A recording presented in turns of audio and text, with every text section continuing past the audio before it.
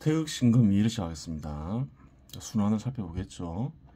위 순환 형태는 시장이 성장함에 따라 선천적으로 발생하는 흐름이지만 이 흐름은 나타나는 과정에서 악과 결합하는 경우가 빈번히 발생했고, 그렇죠. 악과 결합할 경우 사회적으로 큰 파장을 일으켰는데 이러한 점이 많은 지식인들에 의해 포착되었으며 그러한 이유로 제한이 가해지고 있는 순환 형태입니다. 작업순환을 빌려주죠. 그리고 높은 이자를 대가를 받을 수 있는 거죠. 현 시대 같으면 화폐가 되겠죠. 예전 같으면 그래요. 공물을 빌려주고 또 많은 대가를 요구할 수가 있는 거죠. 물론 이러한 흐름의 근원의 시점은 확인하기는 어려우나 시장보다 더 오래된 역사를 지니고 있다고 결론 내릴 수 있습니다. 시장이 생성되기 전의 고된 농경국가에서도 권력을 토대로 생존수단을 제공하고 더 많은 생존수단을 획득하는 인간들이 존재했습니다. 그렇게 판단하는 이유는 자연재해로 인해 수확물이 급감할 경우 누군가 그와 같은 역할을 하지 않으면 구성원들의 생존이 위태롭게 될 뿐만 아니라 생산체계가 붕괴되어 공동체가 해체될 수 있기 때문입니다.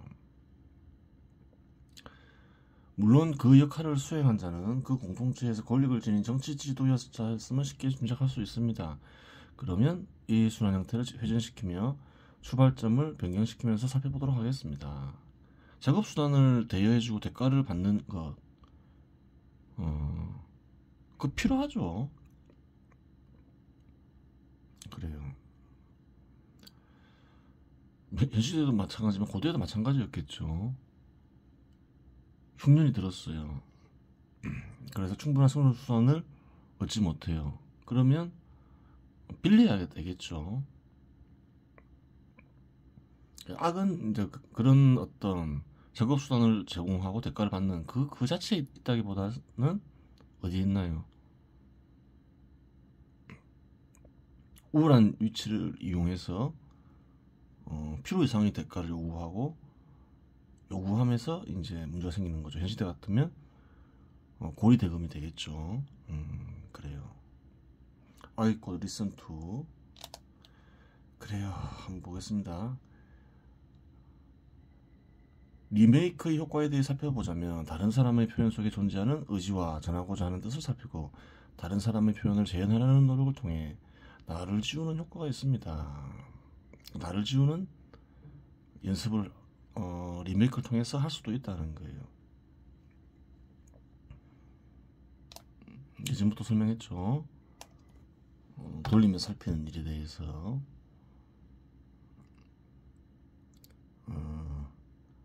돌리며 살필 때는 절로 나가 지워지는 거죠. 어리작용을 일으키다 보면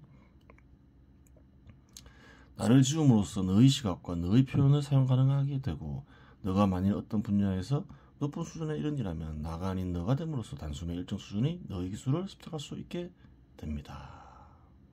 그렇죠.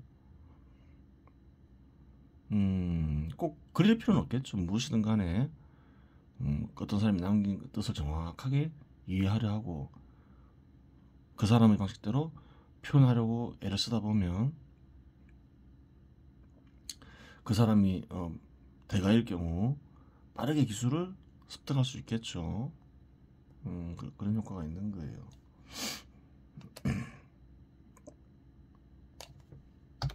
물론 일정 수준까지는 그러하지만 높은 수준에 이르기 위해서는 지속적인 산매와 신금의 활용이 필요합니다. 이러한 행위를 했을 때 최대한 이룰 수 있는 경지는 뭘까요? 그 일에만 집착하면 그래요.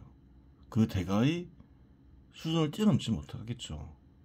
계속 그 사람의 뜻만 이해하고 표현을 같이 하려고 할 뿐이니까 높은 수준에 이르기 위해서는 이제 그것을 또한 벗어나야 된다 말하는 거죠. 이는 아는 사람들은 알아도 말로는 전달해주지 않는 비법 중에서도 비법이라고 하겠습니다. 그래요. 쉽게 기술을 익히는 법이겠죠. 무엇이든 간에 오연은 다음과 같습니다. 군현무기 똥갑보이 시달린 저절 있죠. 원문이 번역을 했죠. 입맞춤에 빨아대는 가난한 탕아처럼 그 이행이 일행으로 옮겨져 있죠. 그래요.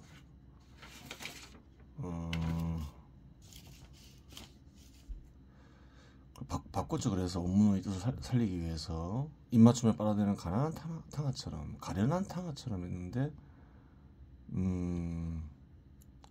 싸구려 그래요.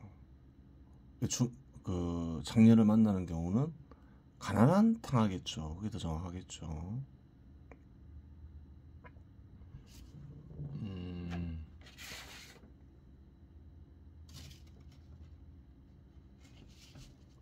이 포버라는 뜻이 포버가 가난한이라는 뜻이 있죠. 빈곤한 가난한. 그래서 입맞춤에 빨아대는 가난한 탕아처럼 이렇게 바꿨죠.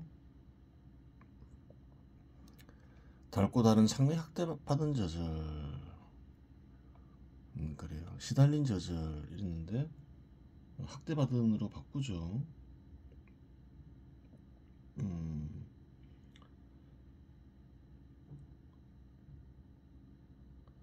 그래요. 마츠리세죠. 이게 학대받은이라는 뜻이 있는 거예요.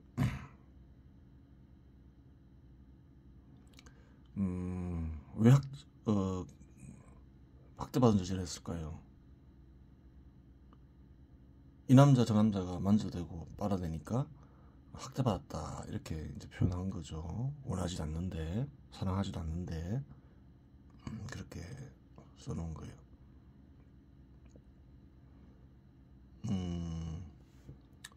군현무기 똥갈보를 담고 다른 상류로 바꿨죠. 그 원문의 뜻에 충실하기 위해서 그런 거예요. 똥갈보라는 거는 이제 한국에서 나오는 단어고, 그래요.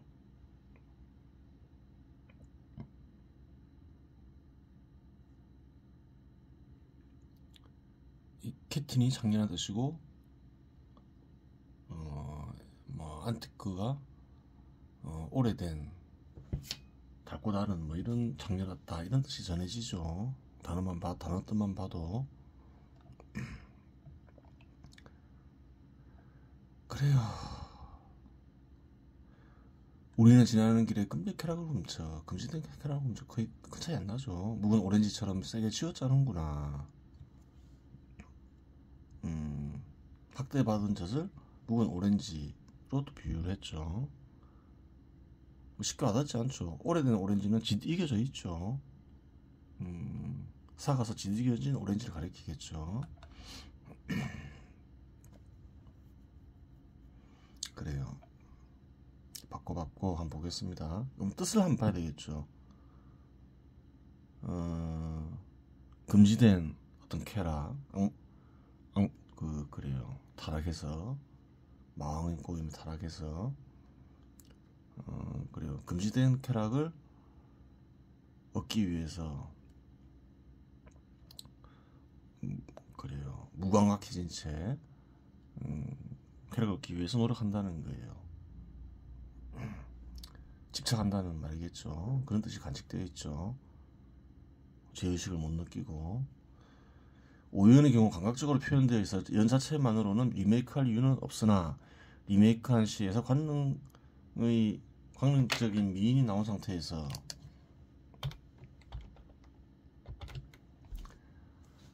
갑자기 군현무기 똥깔보가 나오면 이는 시적 통일성을 크게 해치게 됩니다. 그렇죠.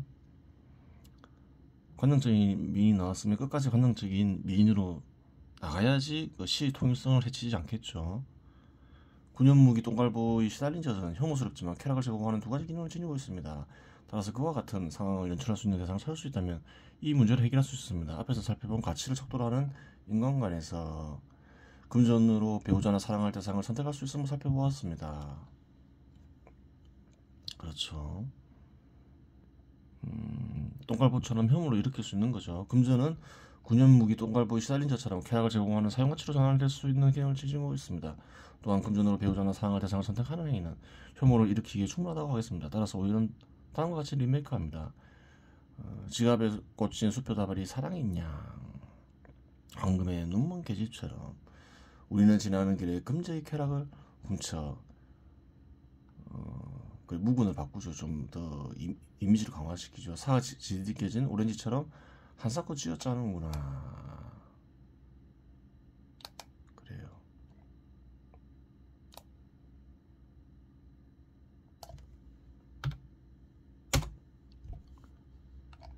다음을 보겠습니다. 다른 조직체나 타인에게 자급수단을 제공할 수 있는 것은 부를 충분히 축적하고 있는 사람으로 볼 수 있습니다. 그런 사람은 활동 지출 없이도 생존수단의 길핍에서 벗어나 있을 뿐만 아니라 식욕이나 성욕과 같은 쾌락을 누리는 데에도 장애가 없으며 여행이나 예술, 스포츠를 즐기며 여가를 보내는 데에도 큰 지장이 없을 것입니다. 순전히 자급수단만을 제공해서 필요한 것을 다 얻는 이들은 상당한 부가 있는 이겠죠. 그럼에도 불구하고 추가 가치를 획득하고자 하는데 그 이유는 현실적 요인과 관념적 요인이 존재할 수 있습니다. 활동을 통해 가치가 첨가되지 않으면 가치는 소비에 의해 감소될 수밖에 없으며 소비 후 남은 재산은 후에 쪼개져 자녀들에게 유사한 형태로 분할될 수밖에 없습니다. 따라서 노동이나 신동을 하지 않는 인간 역시 부의 유지 혹은 증가를 위한 방법을 강구할 수밖에 없습니다. 그래요. 증가시키지 않으면 계속 감소하게 되고 자녀들에게도 자신과 같은 부를 누리게 하고 싶겠죠. 쪼개지면 부가 쪼개지면 증가하지 않고 쪼개지면 자식들은 그와 같은 부를 누릴 수가 없잖아요. 그런데 그 부는 다른 이들에게 작업수단이 될 수 있으며 탐욕이 동기건 생존이 동기건 사용료를 지불하고서 하더라도 다른 사람의 부를 이용하고자 하는 수요자는 존재합니다. 항상 존재하죠. 물론 부를 지닌 자나 사용료를 지불하더라도 그 부를 이용하려는 자의 입장은 다르지만 가치를 얻고자 하는 목적은 동일하게 됩니다. 물론 시대마다 가치를 얻고자 하는 형태는 다릅니다. 고대 농경국가에서의 가치 형태는 곡물이나 금속과 같이 물chất 외필을 지니지만 시장 지배 시대에서는 다양해져 화폐, 토지, 건물, 주택, 기계 등 다양한 형태를 지닙니다. 다양한 수단들을 빌려주죠. 과거는 비교할 수 없는 다양한 형태가 있죠.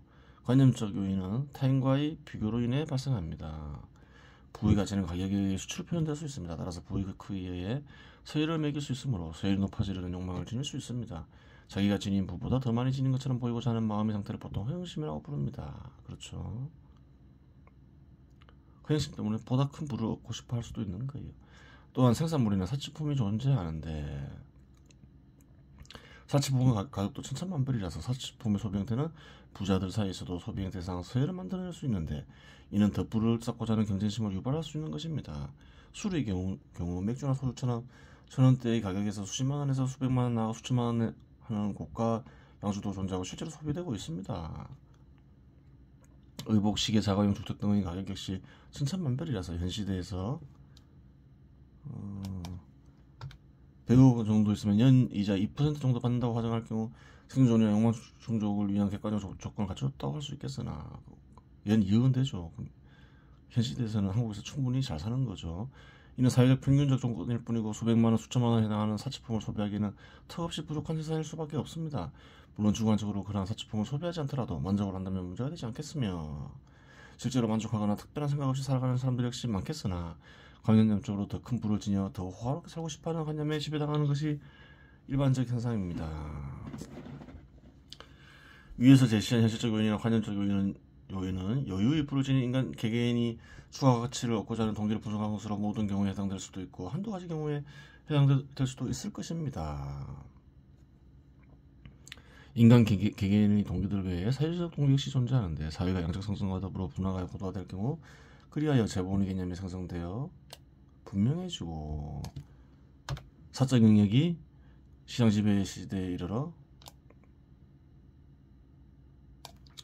양적 성장이 진행되면 자본은 순환 형태를 지니며 상인이 거래처럼 회전이 진행되는데 앞에서 회전이 진행될 경우 준비금 혹은 대비금이 발생할 수 있음을 살펴보았고 그렇죠. 기업 운영하다 보면 돈이 쌓이죠. 그 돈은 투자를 위한 준비금이 될 수도 있고 또 만일의 사태를 위한 대비금이 될 수도 있죠. 준비금 혹은 대비금은 활동과 결합되지 않는 이상 추가 가치를 형성하지 못합니다. 반면에 사회 내에서는 사회에 존재하는 준비금 혹은 대비금을 활동과 결합시켜 자본을 형성하고자 하는 수요 역시 존재합니다. 조직체가 양적 성장을 추진하는데 준비금이 부족하여 수요를 형성할 수도 있고 자본의 회전에 이상이 생겨 가치를 형성하는 과정에 필요한 비용을 마련하기 위해 수요를 형성할 수도 있습니다. 그렇죠. 즉 여유를 부르시는 자들 및 사적 영역에 존재하는 준비금 혹은 대비금을 통해 추가 가치를 얻고자 하는 이들은 가치 공급자가 되는 것이고 생존이 목적이건 탐욕이 목적이건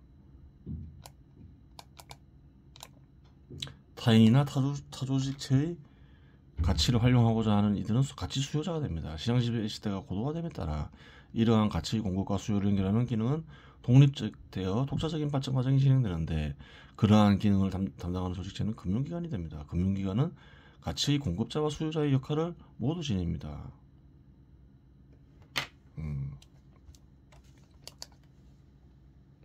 모두 합니다. 활동을 결합시키려는 수요에게 가치를 공급하기 위해 사적 영역의 가치를 끌어오고자 하는 경우 가치의 수요자에게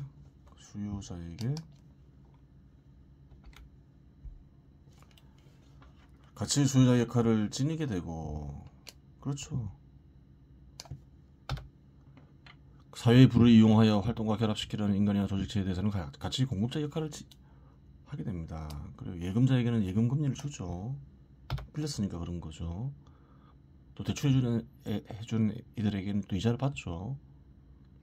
대가를 받는 거예요. 작업수단에 대한 사용료를.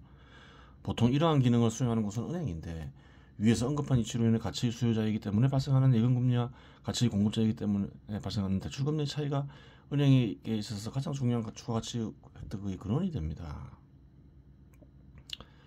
일반적으로 예금금리와 대출금리의 차이를 예대마진이라고 부릅니다. 그러면 이러한 부분을 사례를 통해 구체적으로 살펴보도록 하겠습니다.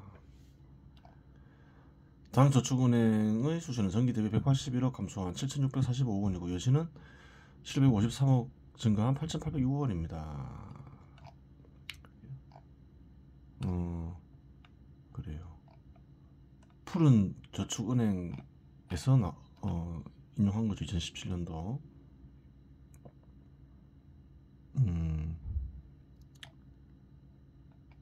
보면 돈을 빌린 거죠.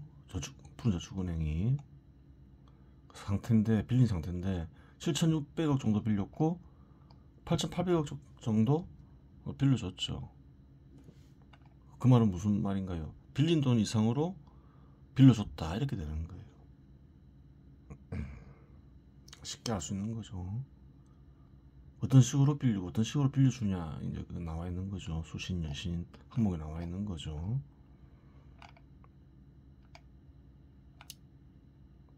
그래요.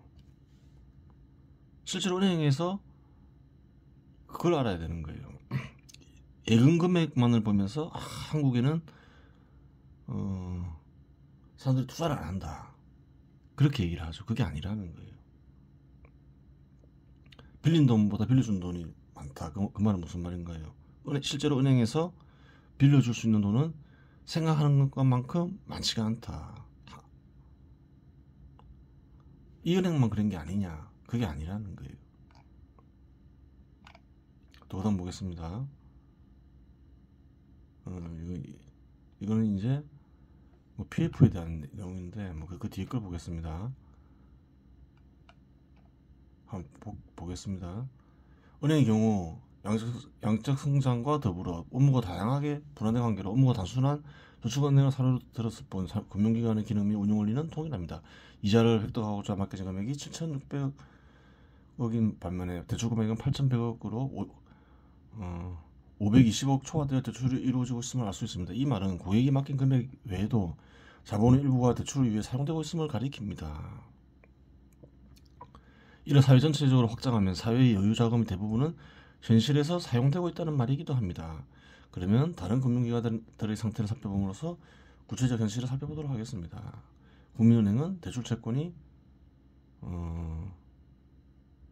250조, 여수부채가 247조, 대출이 더 많죠. 신한은행은 대출 채권이 216조, 예수 부채가 223조 거의 비슷한데 여기는 대출이 조금 적죠. 우리은행은 예수 부채가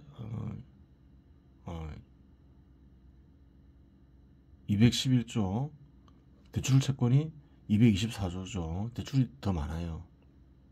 신한은행은 예수 부채가 223조, 대출 채권이 216조. 신한은행만 대출이 조금 작죠.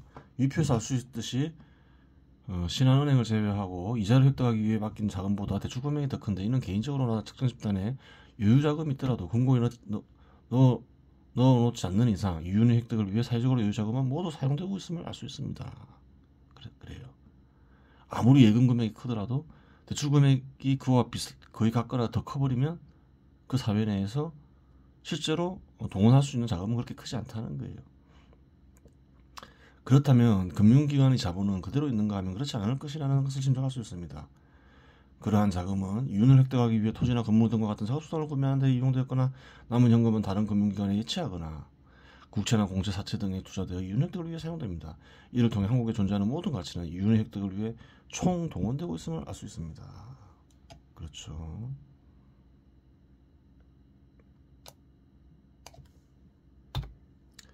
부동산 프로젝트 대출을 보면 알 수 있듯이 기업은 충분한 자기 자산,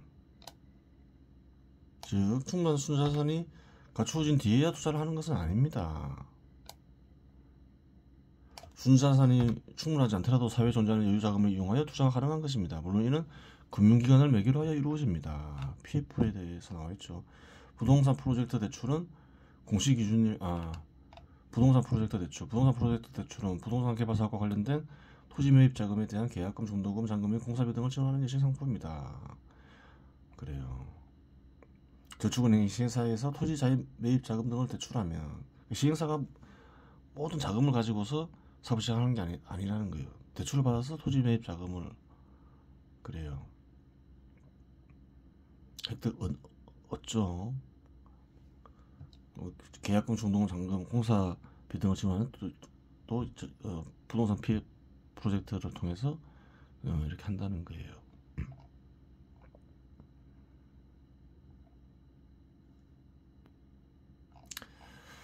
그래요. 남은 시간은 태울금화정주를 보겠습니다. 여기서부터 하면 되죠. 그 전에 뭘 했나요? 현상에 집착하면 육체에 집착하게 되고 육체를 자기라고 생각하게 된다. 응원경에서는 이와 같은 현상을 티끌로 보는 거죠. 보겠습니다. 물필유한 물체는 반드시 돌아갈 곳이 있다. 물체 역시 돌아갈 곳이 있겠죠. 끊임없이 변하면서. 통한 호유 통하는 것은 문이나 창으로 다시 돌아간다. 통과한 것은 또 결국 또 문이나 통과하여 들어온 게 있다. 그것은 결국 또 문이나 창으로 나간다. 돌아가게 된다. 그러니까 항상 돌아갈 곳이 대부분 다 있다. 이것을 얘기하는 거죠. 명한 1월 밝음은 해와 달로 돌아간다. 그래요. 고대 중국인들은 그렇게 생각했던 모양이죠. 차타 위자 남을 빌려서 자기라고 얘기하는 것이 아닌가. 무슨 말인가요? 육체는 변하는데 육체는 내가 아니다. 이제 이 말을 하기 위해서 이런저런 말을 하는 거죠. 본 뜻은 그 말이죠. 돌아갈 곳이 있다. 변하지 않고 돌아갈 곳이 없는 것. 모든 것이 돌아오는 곳. 그곳이 남이 아닌 나다. 뭐 이런 뜻이 감추어졌겠죠. 그걸 찾아야 되겠죠. 종비오유. 마침내 내가 아닌 것이 있게 되어 지어 불려 환자. 어, 그래요. 그래요.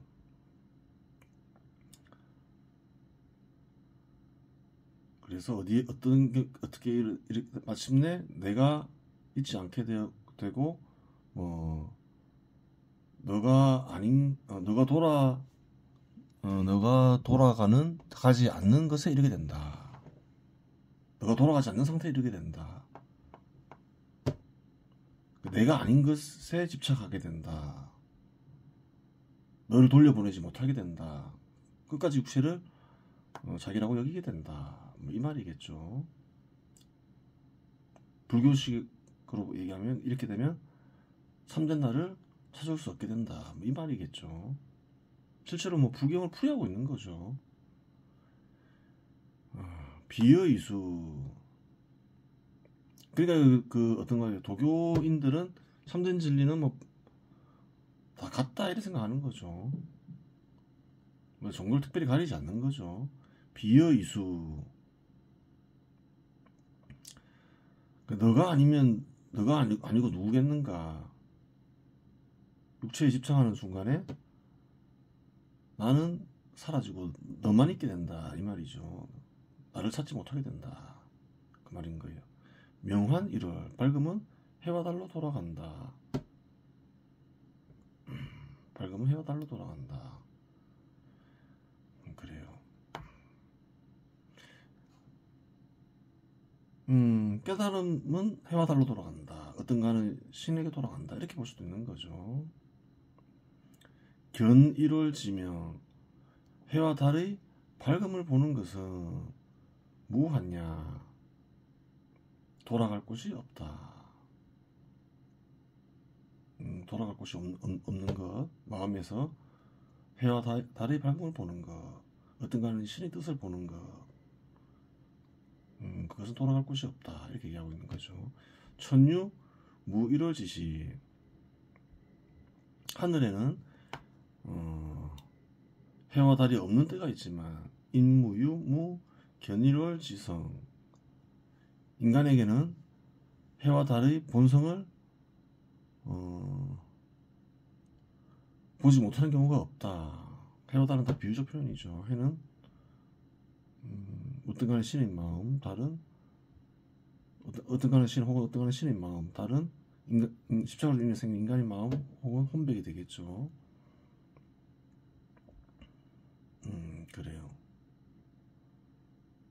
그 1월의 어떤 지성, 본성을 보는 어떤 존재는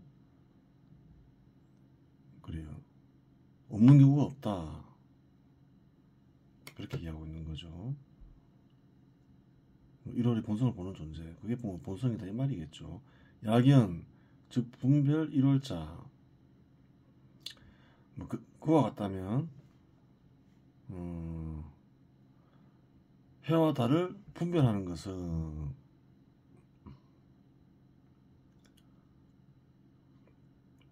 그래요. 환가여위 오유야.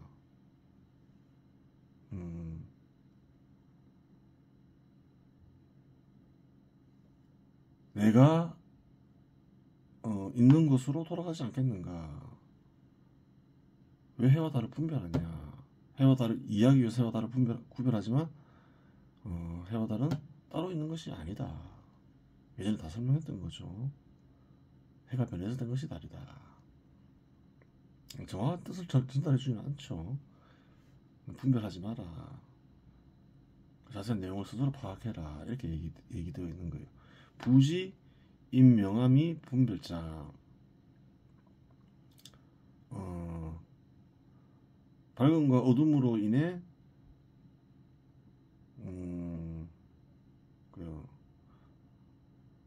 나누어 생각하는 것이 이루어짐을 알지 못하는 이는 밝음과 어둠 때문에 분별이 이루어진다는 거예요. 이해하기 위해서 분별이 이루어지죠. 당명암 양망지시. 그러한 이는 밝고 어둠이 잊혀질 때에는 분별 가제. 그래요. 나누어 생각하면 어찌겠는가 이렇게 얘기하는 거죠. 분별이 왜 일어나는지, 분별은 이해하기 위해서 일어난다고 했죠. 그래요.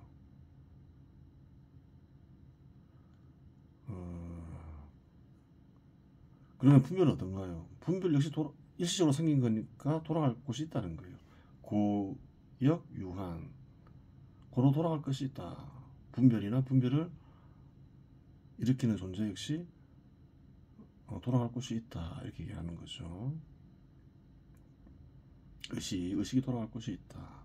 차위내 진야. 이러한 것이 안에 있는 티끌이다. 그래요. 티끌이 보면 넓죠. 앞에서 현상이라고 했지만 이해를 위해서 이해를 위해 생겨나는 의식 또한 티끌로 보고 있는 거죠. 영원하지 않으니까, 불변하면서 계속 있는 건 아니니까. 유견성 무한. 오직 본성을 보는 것만이 돌아갈 곳이 없다고 하는데, 견견지시, 보는 것을 깨달을 때에는 내가 보고 있다는 것을 안다는 거예요. 그게 문제가 있다는 거예요. 견비식견, 이 보는 것은 식견, 이러한 봄이 아니다. 견성을 보는 것이 아니다. 무슨 말인가요? 본성을 본다는 것은 인식할 수 없다는 거예요. 그러한 일이 있더라도 왜 그런가 봐야 되겠죠. 즉 견성역 환의, 본성을 본다는 것은 돌아갈 곳이 있다. 어떤 이가 본성을 보고 있다는 사실을 인식을 해요. 그것은 무슨 말이냐? 또 의식이 생겨났다는 거죠. 그래서 의식이 일어나면 또 본성을 볼 수 없게 되잖아요. 환자 환기시, 돌아가는 것은 그래요. 유전지 견성, 의식이 이리저리 돌며 변하는 그래요. 변하며 본성을 보더라도, 본성을 보더라도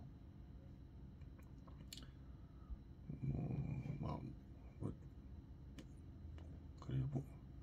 보겠습니다. 즉 안한사여 유전. 다음과 같은 말과 같다 이 말이겠죠.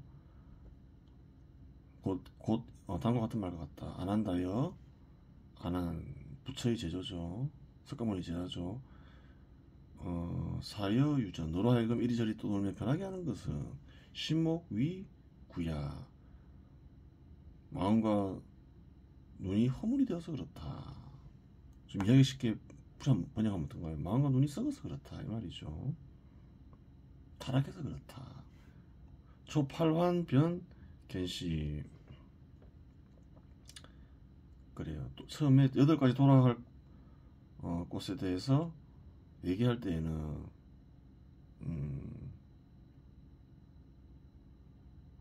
돌아가는 것과 보는 것을 분별할 때에는 상실자 위 7가지는 계명기 일일 유한, 모두 하나하나 돌아갈 곳이 있음을 밝혔다. 밝혔다. 이렇게 되는 거죠. 그래요. 보겠습니다. 좀 이해하기 쉽게 봐야 되겠죠. 안에 있는 참뜻을 수련해야 되겠죠. 많은 이들이 변하고 사라질 육체를 자기라고 생각하지만 육체는 끝없이 변하니 어떤 모습이든인가 육체를 너라고 여기면 나는 너일 뿐, 나는 얻게 되고 너 또한 얻게 된다. 손가락으로 달을 가리켜 달을 보라고 했더니 손가락을 보는 이들이 있다. 그러한 이들은 손가락을 달로 여기니 손가락도 달도 모두 사라지는 것이다. 변하지 않으면 참되게 보고 이해하는 이가 있으니.